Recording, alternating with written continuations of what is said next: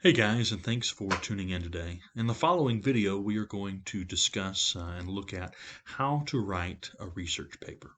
When talking about writing a research paper, the first thing we want to address is research. I suspect all of you know how to research and go through books looking for information to craft a point.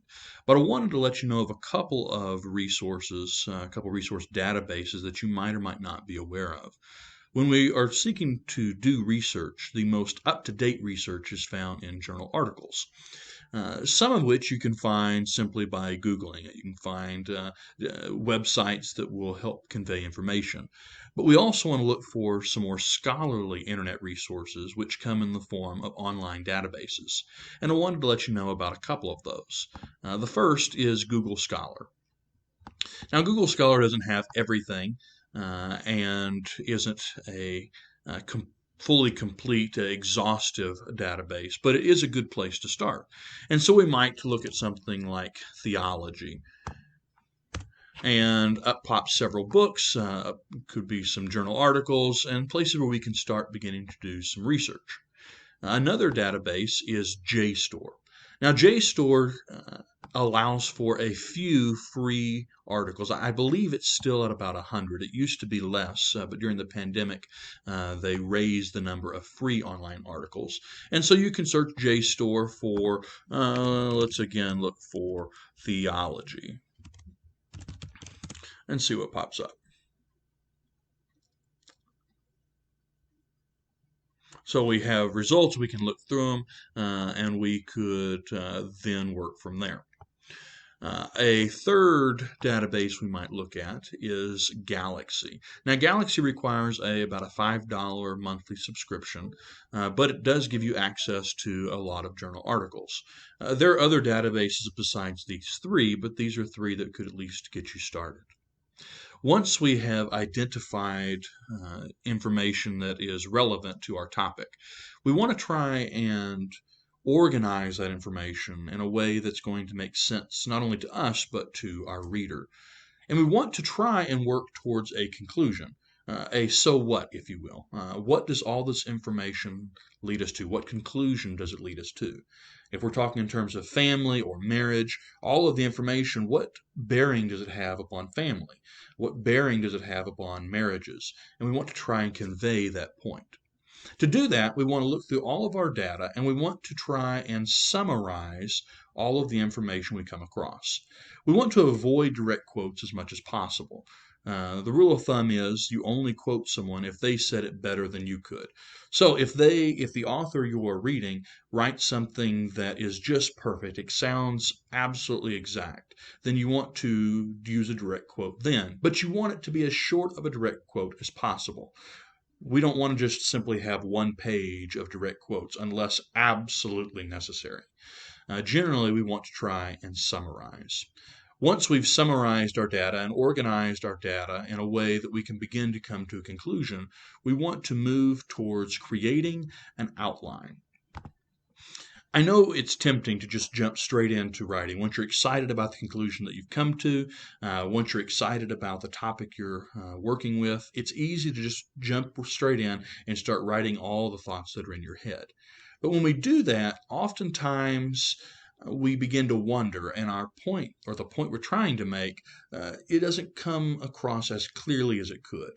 And an outline helps us to work towards a clear, concise point. So what we want to do, this is the format that I use. You're welcome to use it, or you can use one that you prefer. There's a title, subtitle. We want to have an introduction. And the purpose of the introduction is to let everyone know what we're going to be talking about, the topic that we're going to be addressing. We want to express to everyone what this purpose of this paper is. How are we addressing family? How are we addressing marriage? What is the goal that we are trying to accomplish? What is the conclusion we are advocating for? We want to make sure to include a thesis statement. That thesis statement is a single sentence that conveys not only what we're going to be talking about, but how we intend to be able to get there. In short, we want to concisely, explicitly express to our reader what this paper is about and how it seeks to arrive at its conclusions. Once we've discovered and written our introduction, we want to move to a main point. We want to write all of our main points that we'll be exploring. Within those main points, we'll have subpoints and sub-subpoints. Now you'll notice that in parentheses, I have written source to cite and page number. I find it helpful to, within the outline, write down what source is going to help support which points and where I found that source. It makes it easier for me to cite and makes it easier to organize all of the information that I'm working with. Once you've written down all of your main points in your outline, which you're going to have, obviously you're going to have more than just one. Once you've written all those down, you eventually want to come to a conclusion. Within your conclusion, you want to summarize the points you've made in your paper. So summarize all of your main points, and you want to emphasize the conclusion that those main points build to. I cannot emphasize enough. Do not introduce new ideas or information in your conclusion. It's not the time to say, oh, by the way, this also would apply to this over here or that over there. No. It's time to summarize what we've written, and it's time to emphasize the point we are attempting to, or the main point, the main conclusion that we're attempting to lead our readers to. Once we have finished our outline, we are ready to move towards our rough draft. And rough draft is just simply writing. Using your outline, write your paragraphs, write your sentences, and write your paper. Once you've written your rough draft, you need to proofread it. You could have someone else read it. You should read it yourself.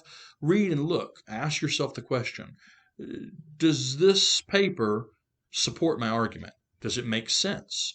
Are the sentences that I'm writing, do they help convey the points that I'm attempting to convey? Are there unnecessary sentences or are there redundant sentences that make my paper unclear? Does the paper flow? Are there grammatical errors or spelling mistakes? Ask yourself all of these questions and seek to edit those the mistakes that you find, or that seek to make the changes that need to be made. Once you have made all the changes to your rough draft, you want to move towards a final draft. Now, you may have more than one rough draft, but you want to move towards a final draft. And that final draft is the paper that you are ready to submit. But even once you finish your final draft, read through it one last time just to make sure that it conveys exactly what you're wanting to convey and that you don't have any mistakes in it. Once you finish your final draft, then you'll add things like your topic page, as well as your bibliography, and then you'll be ready to submit. I hope this video has been helpful to you.